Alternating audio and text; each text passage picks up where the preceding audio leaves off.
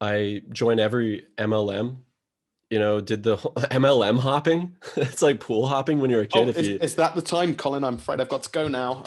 yeah, yeah.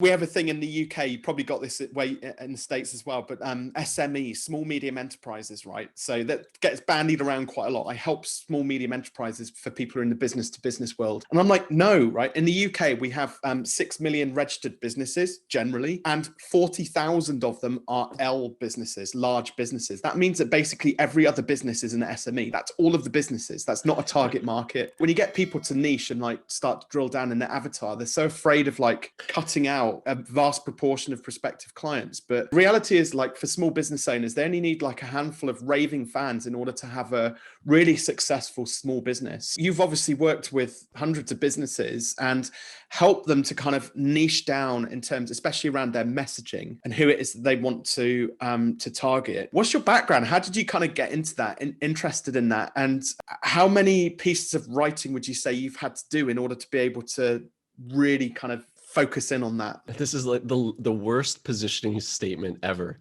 So here it is. I'm the like least likely writer and the least likely marketer. Started out of high school as a carpenter and I hated my job. And then I quit my job after going to the Millionaire Mind Intensive. They were talking about entrepreneurship and doing your own thing. And it just clicked that if I keep doing this, I'm going to die having never expressed anything and never found anything about myself. And I saw the people around me and they're depressed and hated the gig. And I joined every MLM, did the whole MLM hopping. It's like pool hopping when you're a kid. Oh, If you, is that the time, Colin? I'm afraid I've got to go now. yeah, yeah. Hey, I'd love to set an appointment with you and I've got this, mate. This is the best business opportunity you've ever heard of. Yeah. Oh Okay. man. And after like just omitting lots of friends from my life, like after repelling basically everyone in my warm market, it's a good ground to know rejection really well and learn. Well, I can better that actually. It's not Yeah, my story, Colin, but if you want one better than that, a friend yeah, of good, very good friend of mine, his yeah. parents are Jehovah's Witnesses, and he remembers on his 17th, he was 17, Yeah. Christmas Day, they were going door to door knocking with trying to sell the Bibles on Christmas Day as Jehovah's Witnesses. Wow. Yeah. So you can imagine kind of if there isn't a sales job that's harder than that. I mean, maybe people need to like jump on a comment or email us and let us know if there's a harder sales job than that. But MLM probably gets a very close second place to it. Yeah, that right there is, I think the experience is useful though, because you get to interact. I think fundamental sales skills help you in marketing. The arc from there was that I went to this seminar, I saw this guy, Joel Bauer, and he sold a business card. He built up the value of this piece of cardboard and stacked on all sorts of bonuses and got everyone like, if you buy this business card, you're going to get XYZ. And he pitched it. And he had a lineup of people. There's 500 people in the room. At least half the room was lining up, bidding with cash in their hand to buy a business card. Wow. And it was a demonstration. He got this guy was willing to invest in this business card for $500. I'll give you $500 right now for this thing. He was begging to buy this thing. So just one business card.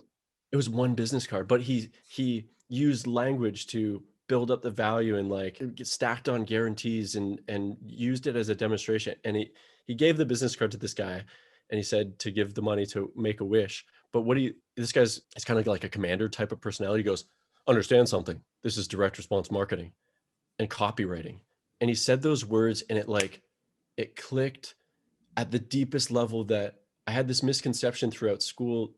In order to be a writer, you needed to take man, Shakespeare, I love you, man, but like, I can't understand it. I try thou, as soon as I see a thou or a thy, I'm like, I'm good. And I had that misconception. Don't judge us on that, by the way. We don't all speak like that anymore.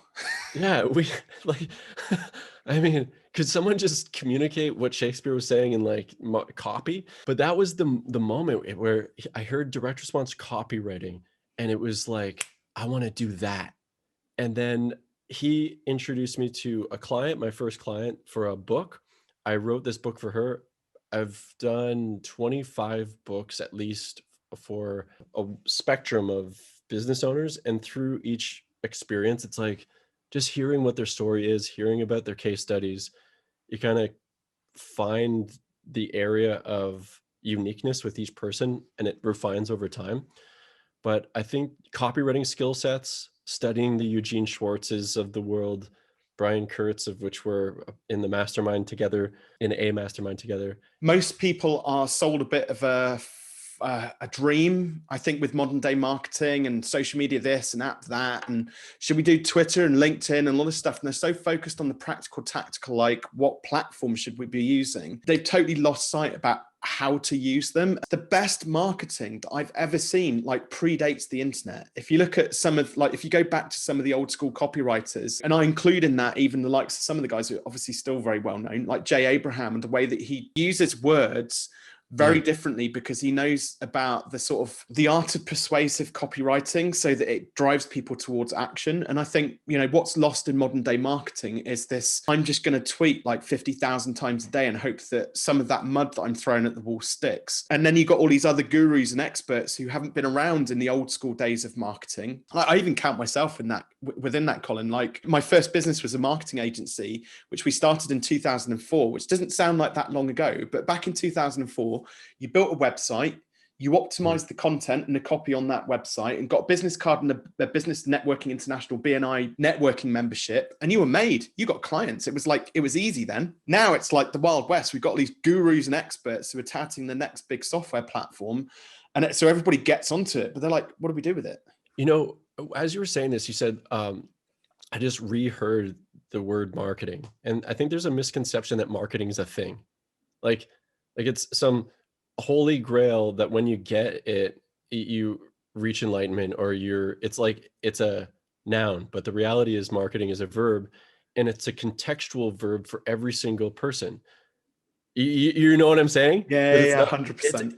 right. It's this idea that you are an insurance broker and you should look at what other insurance brokers are doing and find the best method, but there is no method because it's so interactive between you, your own personal story, and your ideal client. That interaction, that dynamic, that relationship is so unique. It's like its own fingerprint. If you can figure out who that person is and who you are in relation to them, you're going to create something beautiful because you can you can presuppose which media are they using, which platform is going to be best, which approach you should implement, and you're going to get breakthroughs that are far more effective for you than they would be for that other insurance broker or agency owner or coach or consultant.